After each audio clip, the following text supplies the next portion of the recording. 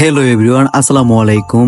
আমরা এখন আছি ভোলা জেলার সবচাইতে জনপ্রিয় একটি প্লেস, যার নাম হচ্ছে জ্যাকব টাওয়ার, যার বর্তমান নামকরণ করা হয়েছে চরপেশন টাওয়ার নামে।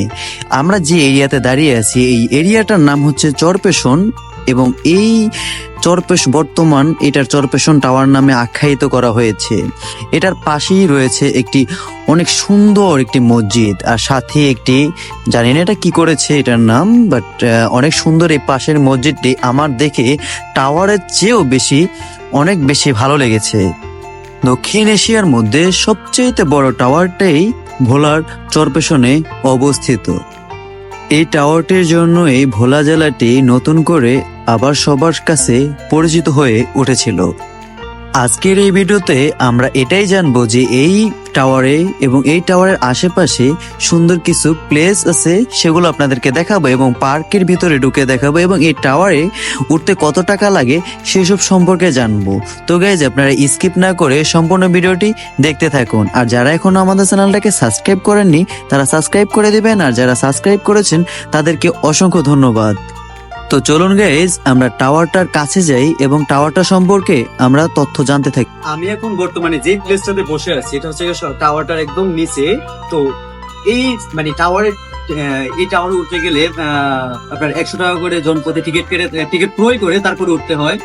এই টাওয়ারটার টিকিট কাউন্টারটা হচ্ছে যে টাওয়ারের যে মেন সিঁড়ি আছে, সিঁড়ির সাথে একজন লোক বসে থাকে, সেইখানেই হচ্ছে এই টাওয়ারে ওঠার জন্য আপনার তার কাছ থেকে টিকিট সংগ্রহ করতে হবে। আপনারা দেখতে পাচ্ছেন একজন লোক বসে আছে, এখানে সাইডে অনেক কিছু লেখা আছে এবং সময়সূচিও লেখা আছে। আমরা যেহেতু এর আগে উঠেছি তার জন্য আমরা এই টাওয়ারটাতে এখন আর উঠবো না, কিন্তু পাশে একটা পার্ক আছে, রাসেল নাম ছিল, ওই পার্কে যাবো এবং ওই পার্কের ভিতরে প্রবেশ করব। যেহেতু এটা এর আগে অনেকবার উঠা হয়েছে, তেমন বেশি একটা ভালো লাগে নাই, তো আমরা সেই পার্কে ঢুকবো। আমরা এখানে দাঁড়িয়ে দাঁড়িয়ে এই টাওয়ারটি কত তলা সেটা গুনতেছিলাম, তো গুনে আমার কাছে মনে হলো যে এটা 18 তলা। তো এইখানে এই জায়গাটা হচ্ছে গিয়ে সবচেয়ে পপুলার, চরপেশনের মধ্যে সবচেয়ে পপুলার প্লেস। আপনারা এখানে যে শহীদ মিনারটা দেখছেন, এই শহীদ মিনার আশপাশ বা এই যে ঝিলটা দেখতে পাচ্ছেন, এটা সবটার সাইডে মানুষজন সবসময় ভরা থাকে। এবং আপনারা সামনেই দেখতে পাচ্ছেন যে একটি পার্কের ওই যে কিছু বাতি জ্বলতেছে। আজকে আমরা সেই পার্কেই প্রবেশ করব এবং সেখানে সবকিছু দেখানোর চেষ্টা করব। এখানে আসার পর কিছু মাছ দেখতে পেলাম যে অনেক কাছে আসছে এবং খাবার দিলেই খাবারগুলো লাফিয়ে লাফিয়ে খাচ্ছে। তো আমরা মাছের সাথে কিছু অনেকক্ষণ মজা করলাম এবং আমরা চলে যাচ্ছি পার্কে। এই পার্কটির নতুন নাম দেওয়া হয়েছে চরপেশন শিশু পার্ক। তো এইখানে আমরা যাব, বাই দ্য ওয়ে আমরা তো শিশু না, শিশু ও বিনোদন পার্ক, তো আমরা বিনোদনের জন্য যাচ্ছি। তো চলুন গাইজ, আমরা টিকিট সংগ্রহ করে নেই। যেহেতু হচ্ছে পার্কের ভেতরে ঢুকবো, তাহলে আমাদের সর্বপ্রথম টিকিট সংগ্রহ করতে হবে, তারপর আমরা এই পার্কের ভিতরে প্রবেশ করতে পারবো। তো আমরা অলরেডি আমাদের টিকিট সংগ্রহ করা শেষ, তো এখন আমরা পার্কের ভিতরে প্রবেশ করতেছি। প্রবেশ করার সাথে সাথেই এই যে একটা মূর্তি দেখতে পেলাম, জানি না এটা মানে কার ছবি দেওয়া, আর পাশে একটা ড্রাগন, দেখি মনে হচ্ছে যে এটা অরিজিনাল, কিন্তু অরিজিনাল তো কোনো ড্রাগন হয় না। তো আমরা সেই ড্রাগনটা দেখলাম এবং আমার ছোট ভাইরা তারা মানে মূর্তিটার পাশে দাঁড়িয়ে কিছু ছবি তুলতেছিল। তো হয়তোবা ভিডিও কোয়ালিটি আপনাদের কাছে খারাপ মনে হতে পারে, বাট আইফোন দিয়ে ভিডিও করার জন্যই এই কোয়ালিটিটা দেখাচ্ছে। তারপরেও আপনারা দেখতে থাকুন। এখানে জানেন এটা কি ধরল না, তো এখানে আমরা আরো সামনের দিকে যাচ্ছি এবং সেখানের দিকগুলো ভিজিট করব। এখানে অনেকগুলো প্লেস আছে যেখানে যে প্লেসগুলো বিনোদনের জন্য অনেক চমৎকার।